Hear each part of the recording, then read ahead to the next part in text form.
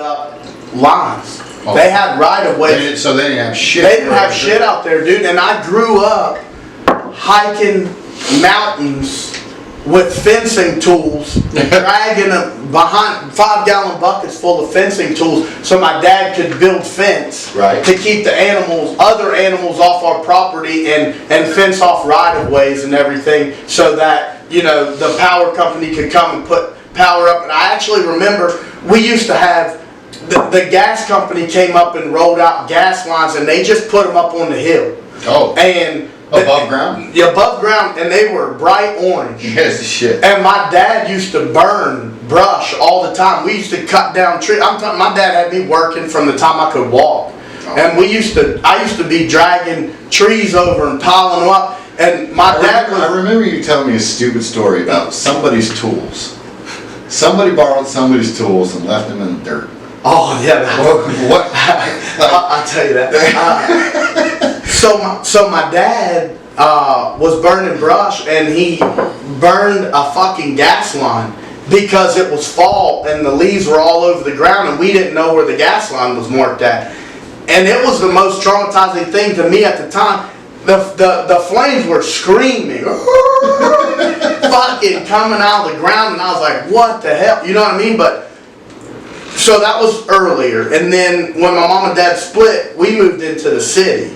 And city life was definitely different, but it wasn't anything crazy. Like, the difference between West Virginia now and West Virginia when I was growing up is totally different. Yeah. The drugs have taken over, and no one wants to be there. No one wants to go back.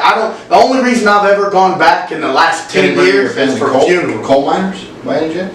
No. No coal miners? But it's big out there. It's super huge out there. But right now, fracking is too. Right. And basically, my dad's dad has a property with mineral rights on it. So he lets the oil company come in and drill, and basically but they're sucking the resources out of the earth. And what's happening is these big companies are coming in, sucking all the resources out of the earth, killing these towns, and then leaving.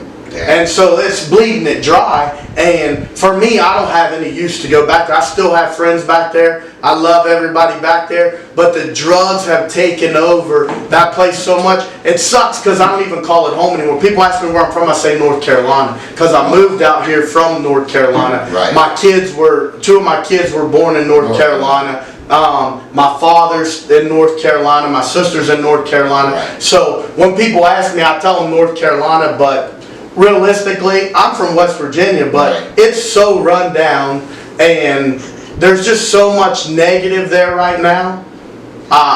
It's just hard for me to love it still. You know what I mean? It sucks too, because I hear and just the overall like American like aspect of people. Like I heard those are the kind of people you need a cup of sugar. You need a glass of milk, whatever it may be. Everyone's willing to for sure. Off the bat and give it when I was growing up, you never locked your door.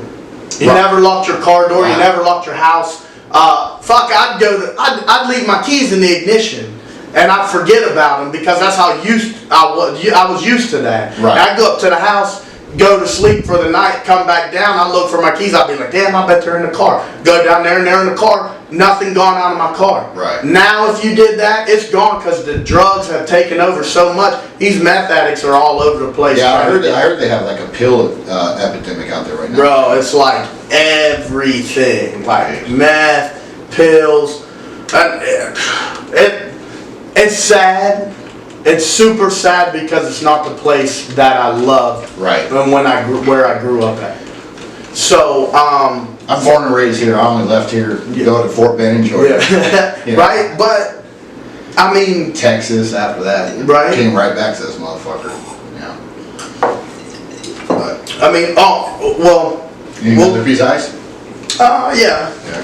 And I guess when you poured me this glass, one of the things that I was like, hey man, I'll talk to you about that too, is I think what a lot of people do, and I see a lot of people, is people people don't understand, athletes don't understand what social media does for them and to them. Okay. Right? Holy shit. We're gonna hit this? We're gonna talk about this? Well, the biggest thing I want to talk about when I look at this drink right here, okay. I think like I'm in my mind. I'm like, no, I'm happy to wrap this up. I'm on my mind. I'm like, I don't really want to see people see me drink. I cuss all the no. Listen, okay. I cuss all the time. Right. I do, because that's just how I talk. Hey, right. And but that doesn't mean that you know what that means, right? It means you're an honest person. I'm an honest person. You're an honest person. Yeah.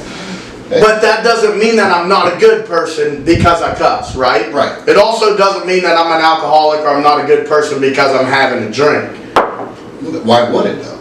But the big misconception that I believe people see on social media is they see somebody that's in good shape. And someone on social media will post a picture of them eating donuts or burritos or pizza. All the fit girls with the donuts after shows. All of this crazy shit. But it don't even have to be after a show. It could just be like all this crazy ass food, right? But the average person who's looking up to that person on Instagram sees that. Right.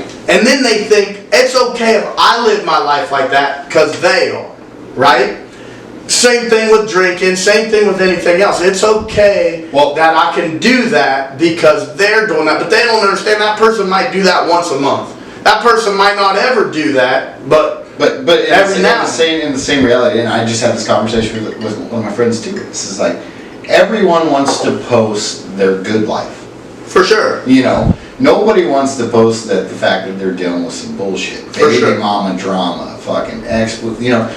Social media has killed a lot of people's aspects and views on life, and it's scared it to the point of where, like, fuck it, dude. Like, if you want to fucking post that you have a drink every now and then, like, maybe somebody needs to see that you might need that to relax. For sure. You know, because life isn't peachy, bro. I hear that, but in the same sense, I think people have enough fucking drama and bullshit in their life that they do not want to fucking hear about yours. And the biggest thing that I don't want to hear about on fucking social media is your relationship fucking problem. Wait. You mean to tell me you don't like to see fucking Chelsea post about dude she just met 2 weeks ago but is completely in love? Not only that, but you know, and then 3 weeks later, Matt's her boyfriend. You know, I don't. Not only that, but the couple who's having the issue airs out all the dirty laundry, wants us to hate the significant other, but then, you know, 10 days later is posting a picture with them, how much they love them, and it's like you wanted us to forget that you just posted all of that bad shit about that person. Yeah. And so that's why. Like I like social media. I think it's great, but in the same sense, like you said, a lot of it's not reality. No. A lot of it is not reality. Not fucking one bit.